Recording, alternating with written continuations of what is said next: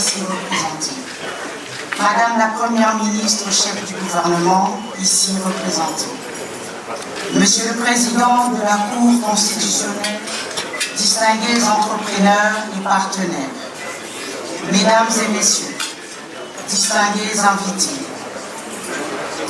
c'est pour moi un immense honneur de vous souhaiter la bienvenue à cette cérémonie d'échange de vœux dédiée au climat des affaires et à l'entrepreneuriat en présence de son Excellence, Monsieur le Président de la République, chef de l'État. Avec votre Excellence, au développement.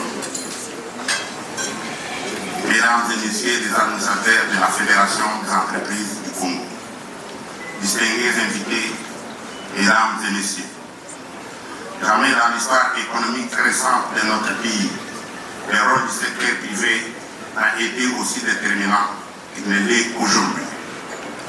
À l'ère où la République démocratique du Congo se trouve un tournant décisif de sa trajectoire économique, entre immenses opportunités et exigences de transformation structurelle, il apparaît clairement que la consolidation d'un partenariat fort, équilibré et durable entre l'État et le secteur privé constitue l'une des clés essentielles de notre réussite collective.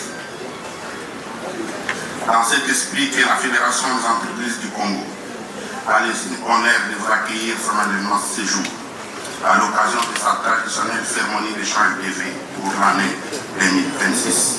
Cérémonie dont l'éclat est rehaussé par la présence effective et remarquable et hautement significative de son Excellence, Monsieur le Président de la République, chef de l'État, M. Félix Antoine Tshisekedi Tshilombo. Votre présence parmi nous, Excellence, Monsieur le Président de la République, confère à cette rencontre un caractère à la fois exceptionnel et mémorable. Elle témoigne au plus haut niveau de l'État de votre attachement constant au dialogue entre le secteur public et privé, ainsi que votre engagement soutenu en faveur de la transformation économique de notre pays. C'est dans ce contexte, au nom du Conseil d'administration de la Fédération des entreprises du Congo et au mien propre, permettez-moi de vous exprimer notre très profonde gratitude pour l'honneur que vous nous faites par votre présence systémique. Celle-ci constitue un signal fort, porteur d'espoir et de confiance à l'endroit du secteur privé national. Cette marque d'attention renforce par ailleurs notre détermination à demeurer pleinement mobilisée à vos côtés afin d'accompagner avec responsabilité et constance les réformes et initiatives visant à bâtir une économie congolaise plus compétitive, plus formelle et résolument inclusive. Nous sommes d'autant plus que sensibles à cette présence parce qu'elle intervient dans un contexte où votre agenda est particulièrement chargé par les efforts que vous déployez en faveur de la restauration de la vie. Malgré ces priorités impérieuses qui mobilisent votre action au sein de la nation, vous avez tenu à consacrer ce moment d'écoute, de proximité avec le secteur privé, ce qui témoigne avec éloquence de l'attention constante que vous portez au dialogue constructif et à la stabilité globale, condition indispensable au développement économique durable de notre pays. Enfin, à ce début d'année 2026, la Fédération des entreprises du Congo, formule avec respect et déférence, CV les plus sincères à son Excellence, Monsieur le Président de la République, en lui souhaitant santé, sagesse, plein succès dans l'accomplissement de sa mission, ainsi que la paix, bonheur, sérénité à sa famille et à ses proches. Nous adressons également nos vœux de réussite au gouvernement de la République dans la conduite des réformes et la mise en œuvre efficace des politiques publiques, ainsi qu'à l'ensemble des institutions de la République, en leur souhaitant stabilité, responsabilité et performance, afin que l'année 2026 soit placée sous les signes de la cohésion nationale, du renforcement du dialogue public-privé et de l'accélération du développement économique et social de notre pays. Excellence, Monsieur le Président de la République, Mesdames et Messieurs, distingués invités. C'est dans cet esprit que s'inscrivent les thèmes retenus pour cette cérémonie, à savoir climat des affaires, pilier d'une économie compétitive, formelle et inclusive. Celle-ci traduit notre volonté commune de réaffirmer l'importance d'un environnement des affaires durablement propice au développement du secteur privé, à la formalisation progressive de l'économie et à la promotion d'une croissance soutenue et inclusive. À cette nouvelle année 2026, nous formulons les vœux et les efforts conjoints des pouvoirs publics et des secteurs privés se consolident davantage dans un esprit de concertation permanente, de confiance réciproque et d'engagement partagé.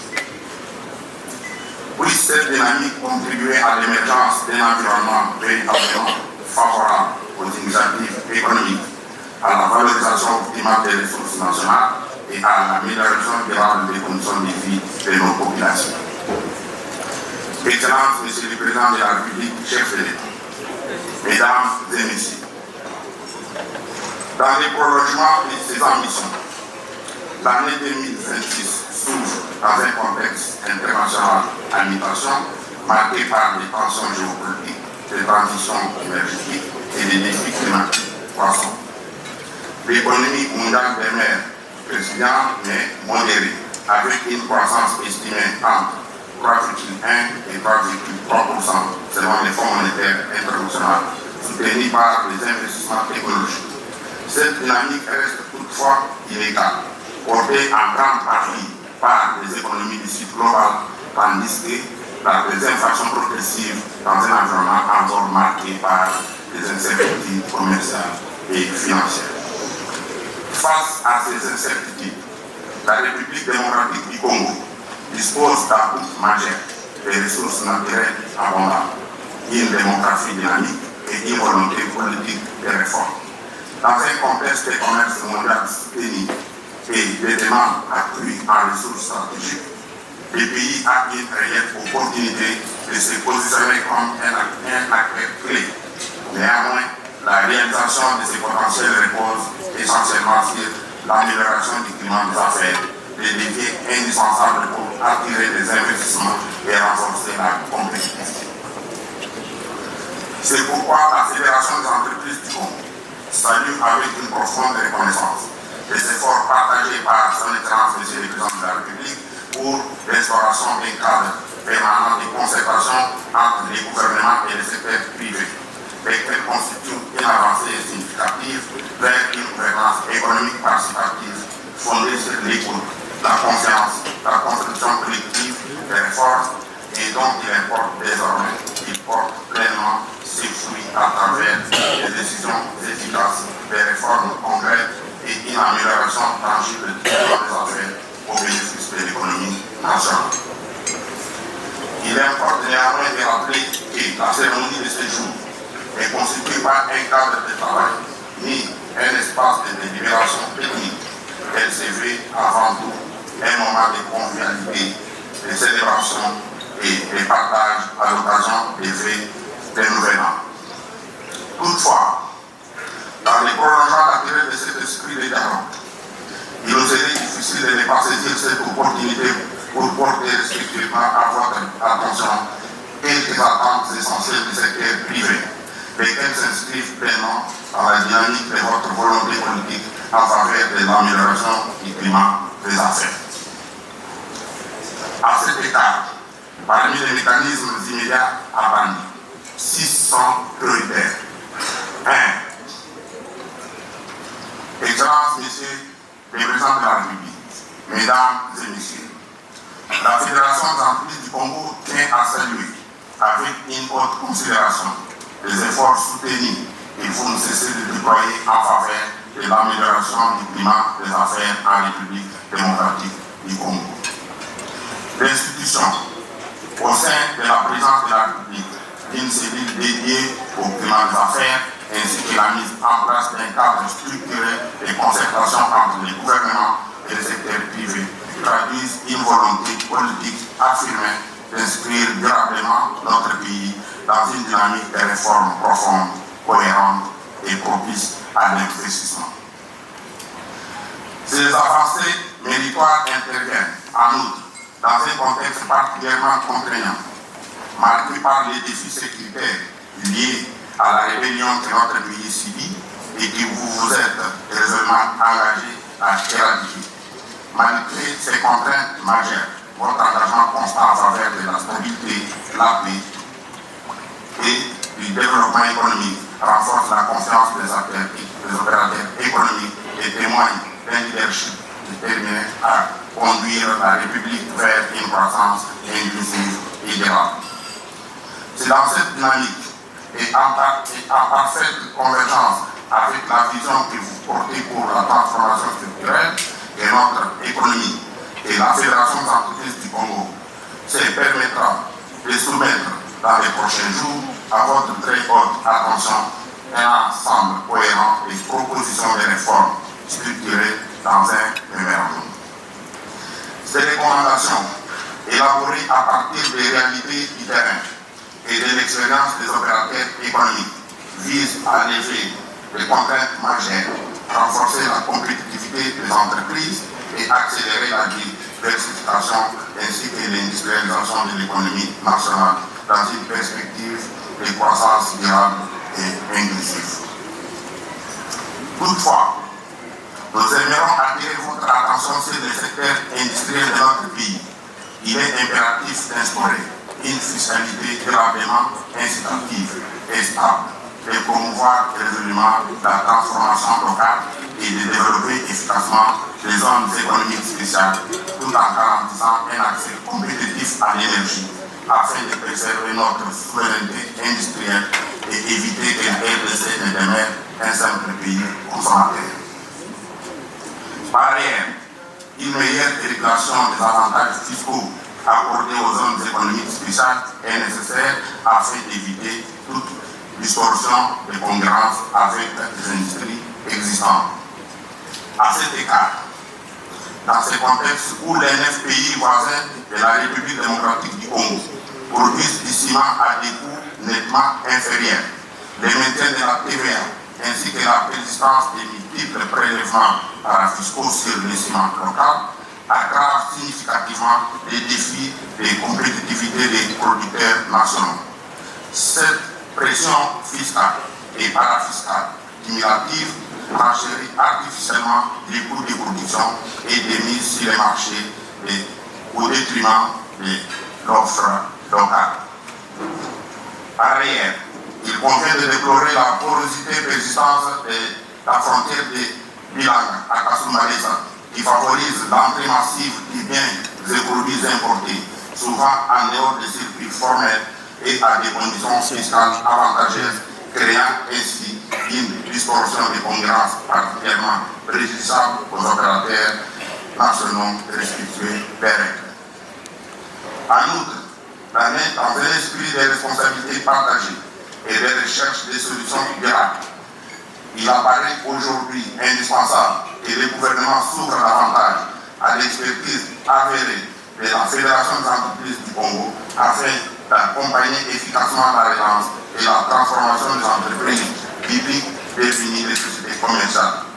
Plusieurs d'entre elles, à l'instar de la SNCC et la MIBA, connaissent des difficultés structurelles profondes. Face à ces constats préoccupants, la FEC étant partenaire de l'État, riche d'expérience concrète et de savoir-faire technique et de capacités managériales éprouvées dans les divers secteurs stratégiques, s'était disposée à apporter une contribution constructive. Nous exprimons ainsi notre volonté de collaborer étroitement avec les pouvoirs publics dans un cadre de partenariat transparent et structuré, afin de redresser les entreprises, renforcer leur gouvernance et en faire des véritables leviers de croissance et de création de valeur pour l'économie nationale. Excellence, Monsieur le Président de la République, chef de l'État, avec mes hommages les plus déférents, Mesdames et Messieurs, distingués invités. Au terme de mon adresse, il apparaît clairement que l'avenir économique de la République démocratique du Congo repose sur la capacité collective de l'État et du secteur privé à agir de manière concertée, cohérente et résolument orientée vers les résultats. Les défis sont connus, les contraintes identifiées et les solutions aujourd'hui ne relèvent plus de la simple réflexion, mais bien de l'action déterminée. La Fédération des entreprises du Congo réaffirme avec solennité son engagement à demeurer un partenaire stratégique, responsable et force de proposition pleinement mobilisé pour accompagner les réformes structurelles indispensables à la transformation de notre économie. Cet engagement s'inscrit dans une logique de co-construction fondée sur la confiance, la transparence et la recherche permanente des performances. Il est désormais essentiel que les orientations définies et les mécanismes de concertation mis en place se traduisent concrètement par des décisions effectives, mesurables et perspectives par les opérateurs économiques. Car, au-delà de ces intentions, c'est la mise en œuvre écoureuse des réformes qui conditionnera la crédibilité de notre environnement des affaires et la capacité de notre pays à attirer durablement des investissements. Dans cette perspective, l'année 2026 doit être celle de l'accélération, de la rationalisation et de la consolidation des acquis.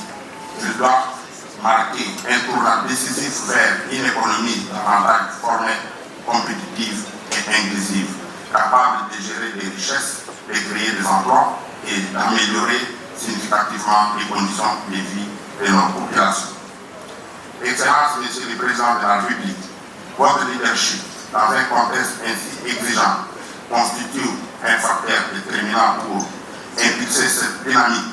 Le secteur privé, pour sa part, se tient prêt à jouer pleinement son rôle avec rigueur, responsabilité et patriotisme économique dans la réalisation de cette ambition nationale.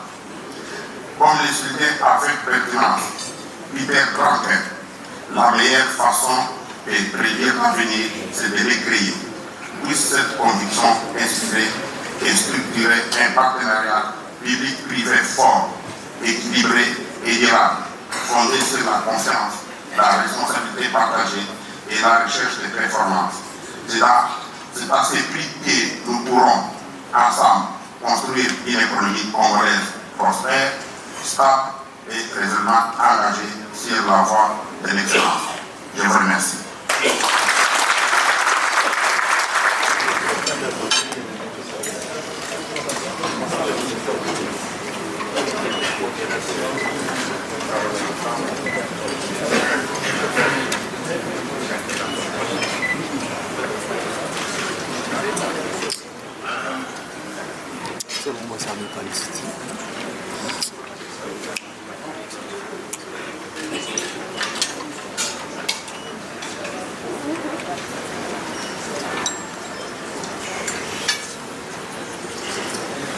Excellence, Monsieur le Président de la République, avec l'expression de notre très haute considération.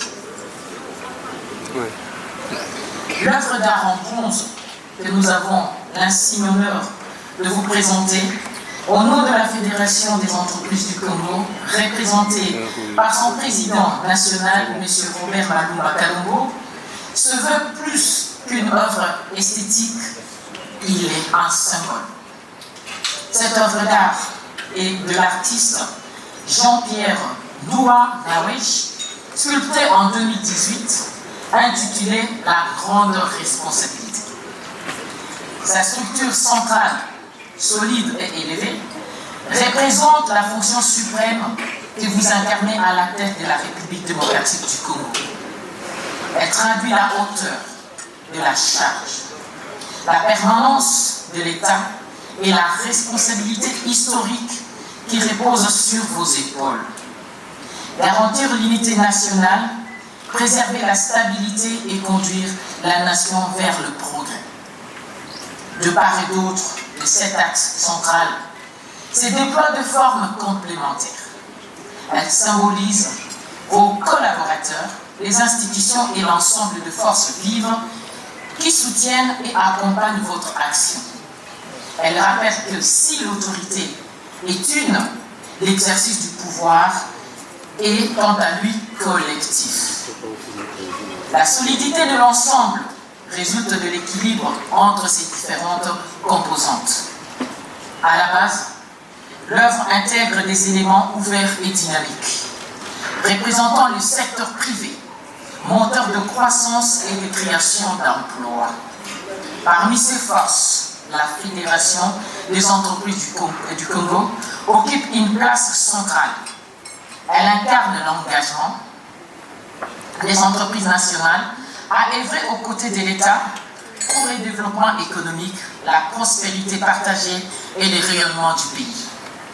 Ainsi, cette œuvre exprime une conviction profonde. La charge présidentielle, aussi éminente soit-elle, trouve toute sa force dans la synergie entre l'État, ses institutions et les secteurs privés. C'est dans cette alliance constructive que s'est bâtie une nation forte, stable et prospère. Veuillez agréer, Excellence, Monsieur le Président de la République, l'expression de notre très haute considération. Je vous remercie.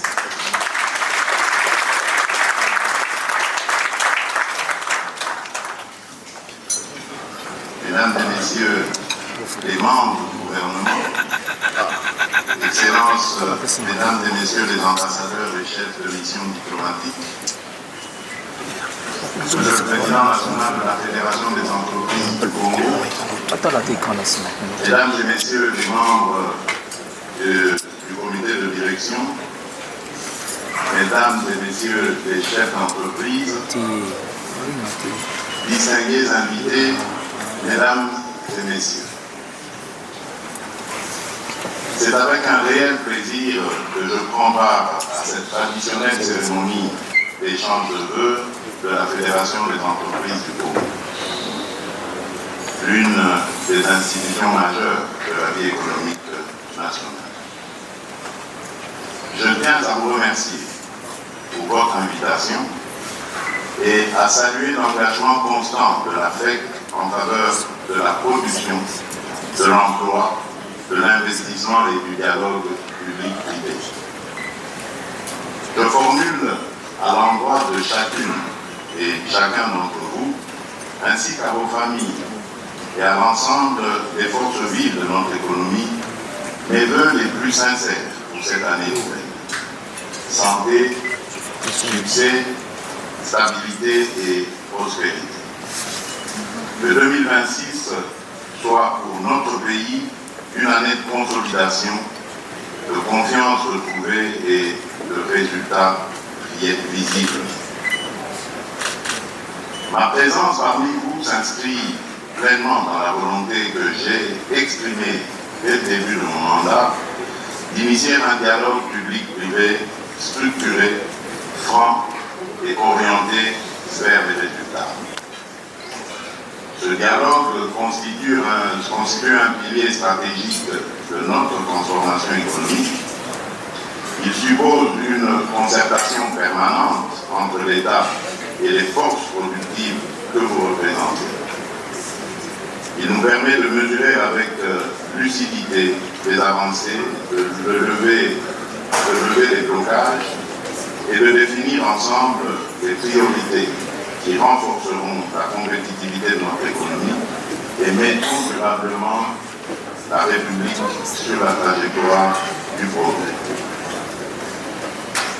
Le thème que vous avez retenu, climat des affaires et entrepreneuriat, les piliers d'une économie compétitive, formelle et inclusive, correspond parfaitement aux défis et aux urgences du moment. Il exprime une vérité simple. L'État ne peut pas à lui seul créer la richesse, mais il peut et il doit créer les conditions qui la rendent aussi.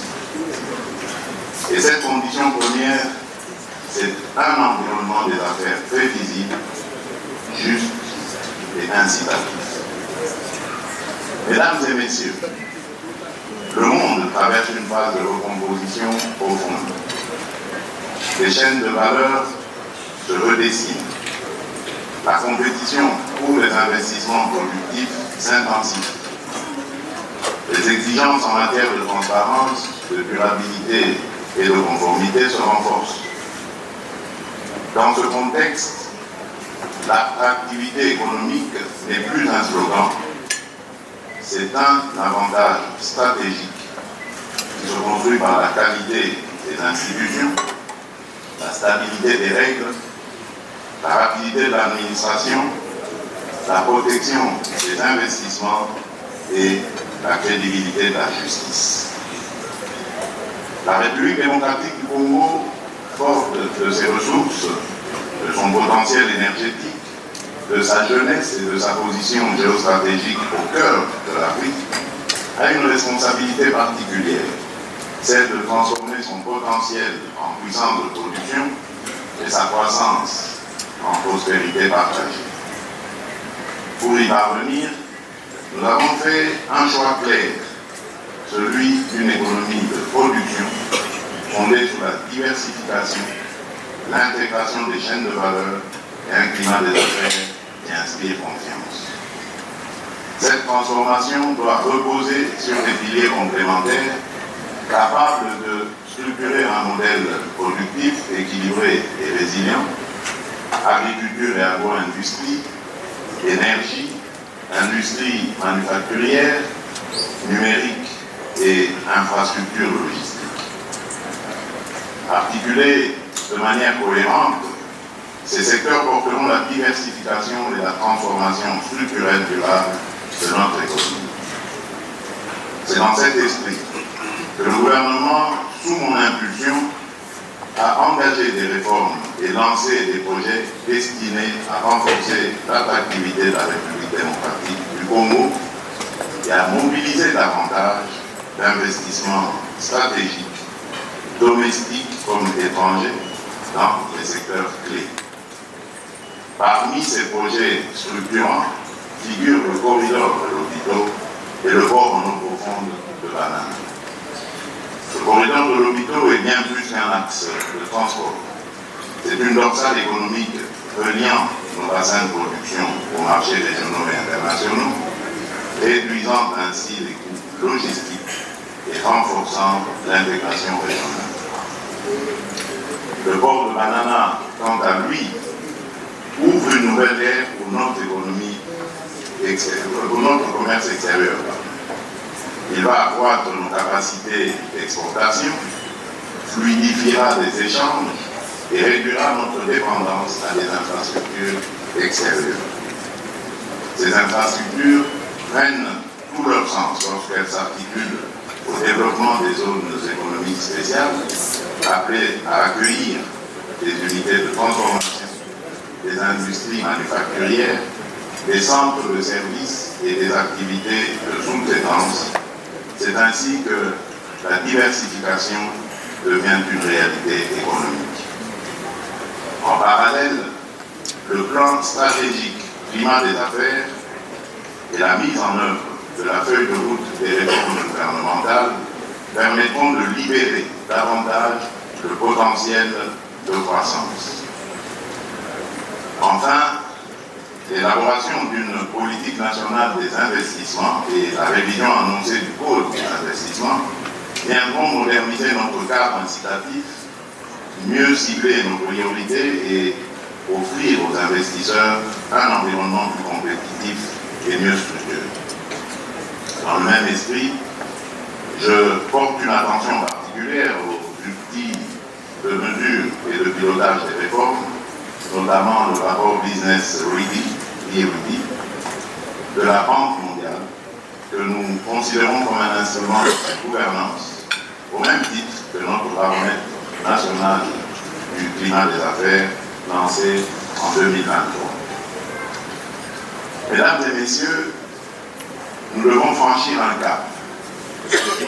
Passer d'une économie dominée par l'exportation de matières premières à une économie structurée autour de production, de la transformation et de la valeur ajoutée. Nos récents partenariats stratégiques qui concernent les minéraux critiques, l'énergie, les infrastructures, l'agriculture, le numérique ou la santé n'auront de sens que si le secteur privé congolais y trouve pleinement sa place. Par la sous-traitance locale, par la création de co-entreprises, par le transfert de technologies, par la montée en compétence de notre main-d'œuvre, par l'émergence de champions nationaux capables de se projeter dans la région et dans le monde. Je veux rappeler ici une orientation stratégique constante que je porte dans chacun de nos échanges avec nos partenaires. Les grands projets doivent devenir des accélérateurs de contenu local et non des îlots d'activité sans retombée durable pour l'économie nationale. Cela exige d'une part des règles claires, stables et appliquées avec équité, et d'autre part un secteur privé congolais mieux structuré, conforme aux standards, compétitif et pleinement prêt à capter ces opportunités.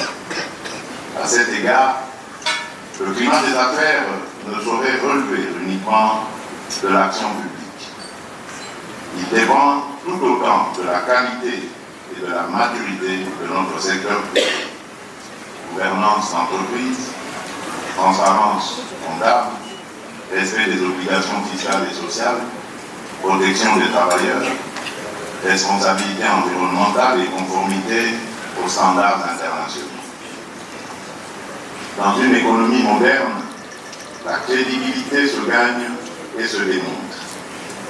Les investisseurs, les banques et les partenaires n'évaluent pas seulement la richesse des ressources ou l'ampleur des marchés, ils jugent aussi la solidité des pratiques, la fiabilité des bilans, la rigueur des procédures et la capacité des entreprises à opérer durablement dans la confiance et la conformité. La FEC a, à cet égard, un rôle essentiel à jouer, celui de promouvoir une culture d'entreprise responsable, encourager l'autorégulation, renforcer l'éthique et la discipline sectorielle, afin que le secteur privé congolais soit perçu partout comme un partenaire fiable et professionnel. Je ne pourrais clore mon propos sans évoquer un sujet qui nous concerne tous ici, la situation sécuritaire à l'est de notre pays. La stabilité est un facteur déterminant pour l'investissement, l'assurance, le tourisme, les corridors logistiques et la production. Notre engagement pour la paix est total. Et nous savons aussi que la paix ne s'obtient pas seulement par la diplomatie et l'action militaire. Elle s'obtient également en asséchant l'économie de guerre, trafic illicite, circuits clandestins, exploitation illégale des ressources, financement des groupes armés.